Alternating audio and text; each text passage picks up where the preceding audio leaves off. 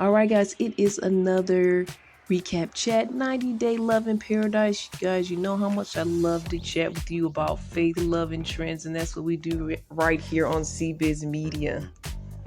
So we've been covering 90-day Fiance, and we also cover other reality shows, focus on love. We also we review other programs as well. And at times we do have interviews. And our focus now, we're really focusing on faith, love, and trends. So if it has anything to do with those three topics, we will get into it. 90 Day Fiance, just so you know, the basis of the franchise. This is one of the spin-offs, but the basis of the show is they follow real couples that are, one is from another country, one is from the U.S. We get to see their ups and downs as a couple. We also see them as they try to make this commitment to each other, join in the same country, the challenges of doing that, the challenges of the language barriers, the challenges of learning each other's culture, and the challenges of the legal paperwork of trying to be married and go through this process, the 90-day visa process. So that's why it's called 90-day fiance. You have to go through this 90 days before you can get married and be considered as a citizen. So it's 90-day fiance. This one is Love in Paradise. So with Luke and Madeline this time, again, Luke has been unsure of Madeline's intentions because he has spoiled her rotten pretty much. He's only 19, he's 30, but now he's at the point where he's lost his job, he's struggling, and he's unsure if Madeline's gonna stick around. He's in kind of a bad way, so it's a little bit odd. His friend does bring this up, and he does make a point, if you're because he's really nervous about talking about money with her, especially the lack of it and the fact that he's at a loss right now. So his friend's saying, well, if you feel strange about money conversations or whatnot, protect yourself, get a prenup. So he brings this to her. She's upset, she's crying, she thinks that he doubts her and doubts her of him and all of this about the relationship. So they fight. She doesn't talk to him for some time. Finally, he kind of convinces her, we'll talk about this later. But it's kind of at a standstill. I'm not even completely sure where it's going to go. It seems like she's forgiven him at this point, but it's kind of open due to the fact that this conversation is not done. And they still need to get down to the brass tacks of things. Are they going to get this prenup? So right now he's pushing the conversation off so that he'll appease her. She'll stop crying. The only asset he really has right now is a vacation home located in her country that he bought for $300,000.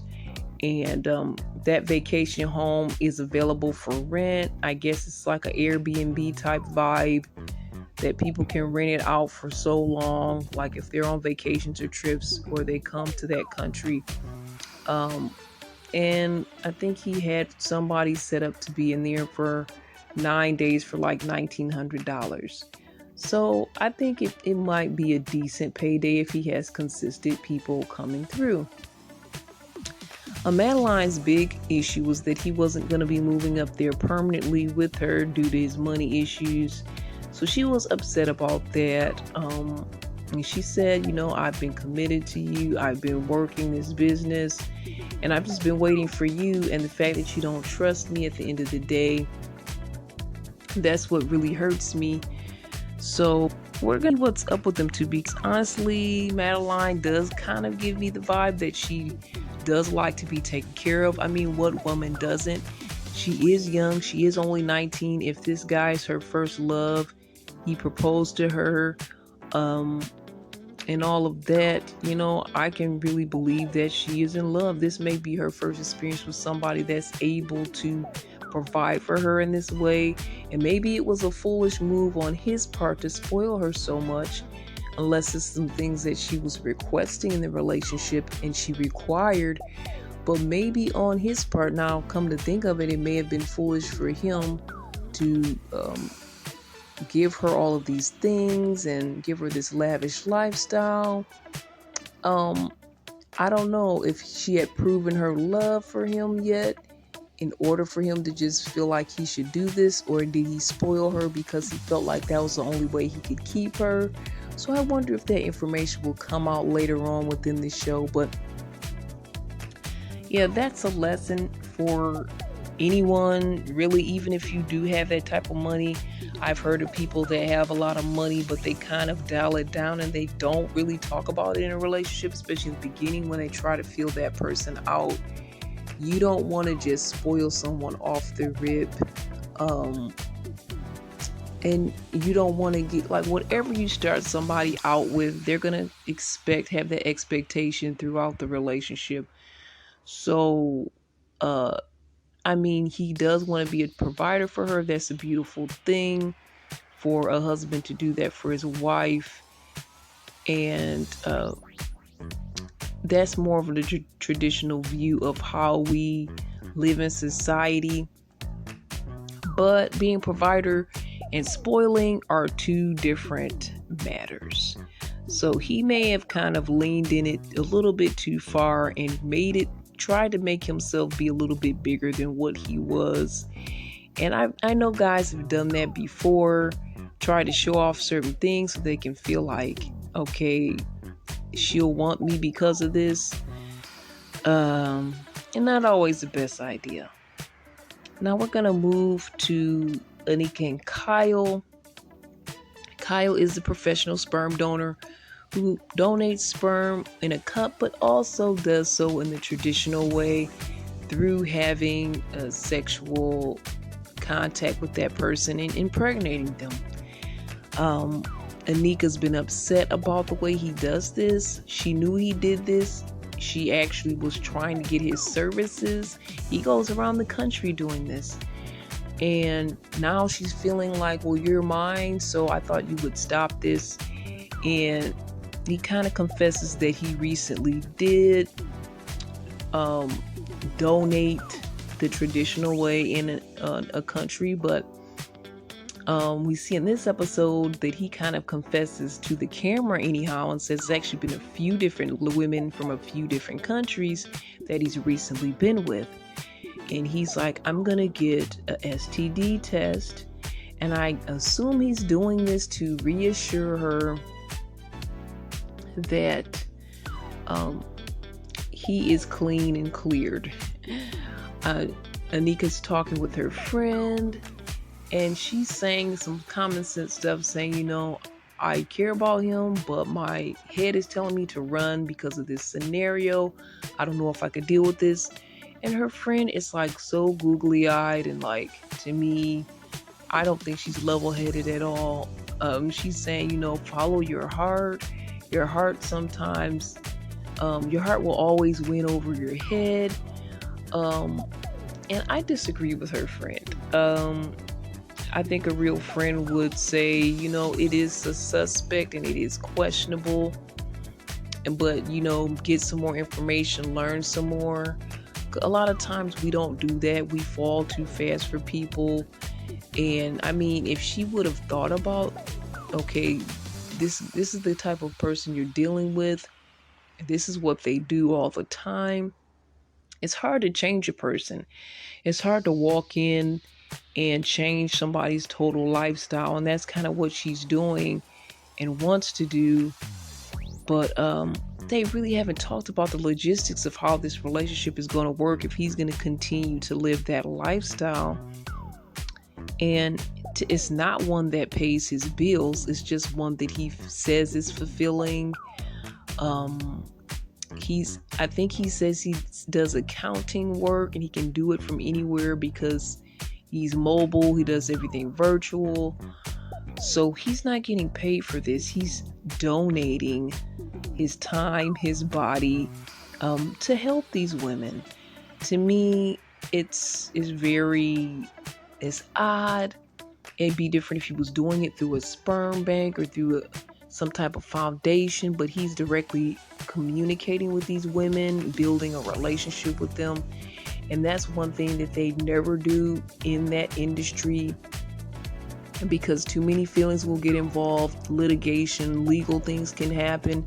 The person may want to be in the child's life, and the other person may not want that. So that's why they do things the way they do from what I hear, at these donation places versus people getting personally involved. And I think he's getting sexually involved and emotionally attached to some of these women. I know he's getting sexually involved because he admitted that.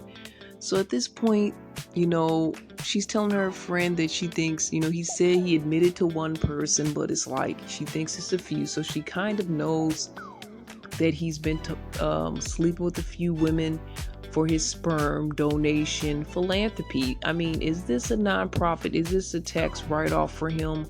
Like, I'm not really sure. Maybe it could be. I mean, they can pay for his travel. I don't think they'll pay for his donation. But, I mean, is this a real thing? I mean, it's crazy to me.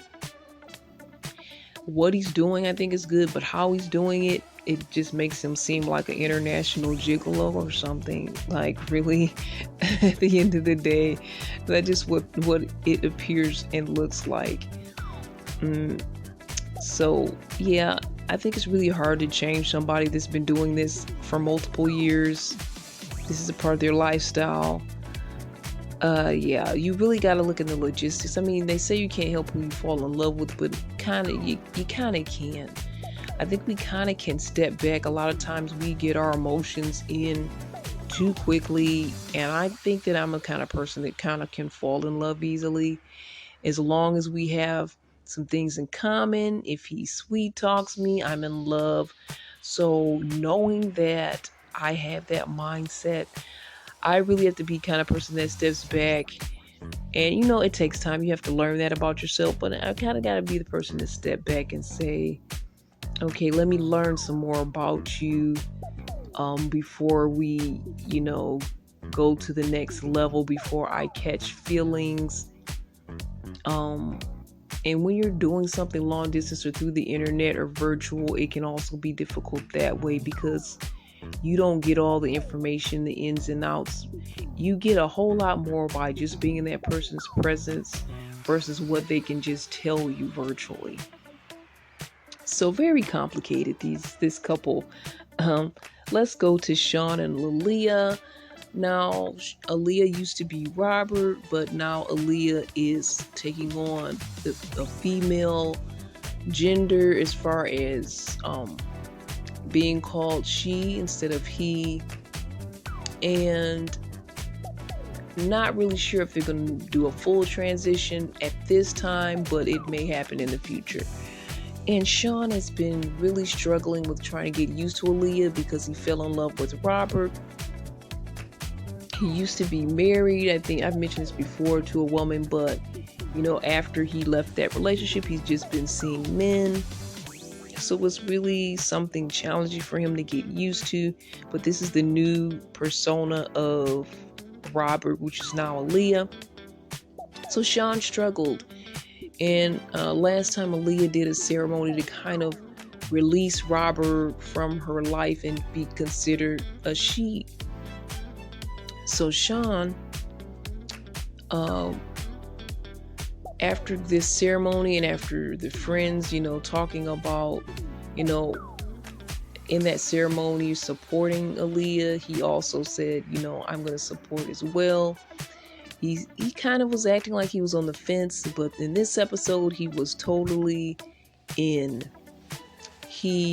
I think it's a singer. I think her name was Anita, and she is an equivalent to Fiance in that country. And because he's a stylist, he works with all these famous people. He works with a lot of women, and he got Anita, and I hope I'm saying her name right. I hope I remembered her name right. And has Anita do a video proposal at Aaliyah's birthday party. Aaliyah is now surrounded with family and friends. We get to meet Aaliyah's mom. And previously, it seemed as if Aaliyah was not being accepted by their family for their sexuality. And that was like growing up. They were made fun of for being overweight as well. They had body issues, I'll say that. But we see Aaliyah's parents, mom, and mom is now calling Aaliyah daughter instead of son. The little brother is, emotional seeing Aaliyah happy with Sean. Sean is meeting the family for the first time and, meeting up with all the friends at this party. And like I said, it was a proposal. So it was a video proposal by Anita. And then he also, I believe, got on his knee and gave Aaliyah the ring. And everybody was just emotional and everybody was so supportive. And Sean was a little surprised because he knew that Robert grew up in a situation where everybody wasn't supportive of his lifestyle. So everyone was really supportive. There was no struggles there. There was no one questioning anything there. So it looks like these two have wedding bells in the future. We'll see what happens with Sean and Aaliyah. Now we're going to go to Alex and Adriano. And Alex goes to meet the parents, meets Adriano's mom and the mom's partner. So I believe his father passed away, and shortly after that, for the last 30 years, his mom has had a partner. But his mom was raised in the Catholic faith. I think her and her partner follow that. So for some reason, it appears like Alex is trying to get the family to, kind of get more to the religious side of Adriano, kind of asking them why they're Catholic and Adriano doesn't follow that. And his mom was basically supportive of him, saying, it doesn't matter if he believes in anything or not. He can still be a good partner for you. He can still love you. And she's saying, Alex is like, you won't really know how to love me as a person if you don't love God and have that connection. You won't be able to truly love. So the mom disagrees, and we get to see a little bit of the Italian flair, because these Italians, they kind of have a way of speaking that you kind of like. So at this time, Alex is like feeling like everybody's beating her down, stating that he doesn't have to have a religious belief. They're trying to say she's too religious. So after they have this great meal and everything, and she meets the parents, she's ready to go because she just feels like she's not being heard. So her and Adriano leave, and they leave amicably, but she leaves frustrated, and his mom states, she hopes that he finds someone that understands him. So they're in the car. The threesome issue keeps coming up, and she's saying, I feel like if you had God on your side, if you had a religious belief, the threesomes wouldn't be such an issue. You broke up with me twice because I wasn't willing to do the threesomes. She said 6 years ago, I really started following my Christian faith, and I changed because I was partying, I was threesomes, and I was just doing this so men would like me, and not because I really wanted to do so. And your life would change too if you do that. And he was like, no, I don't feel that way. I don't need God. I've had all these threesomes. I do it for pleasure. It's not a problem for me, but it's pleasure for me. So they really get into it about faith and the belief system, and how basically he doesn't need one. And she's like, yes, you do. So this confrontation was really good for me because we talk about faith, love, and trends on here. And I was like, yeah, this is kind of what I want to see, and kind of fits our category of our podcast and what we talk about. So I was like, wow, so she's changed her life, because I talked about her earlier in some earlier episodes, and I was like, well,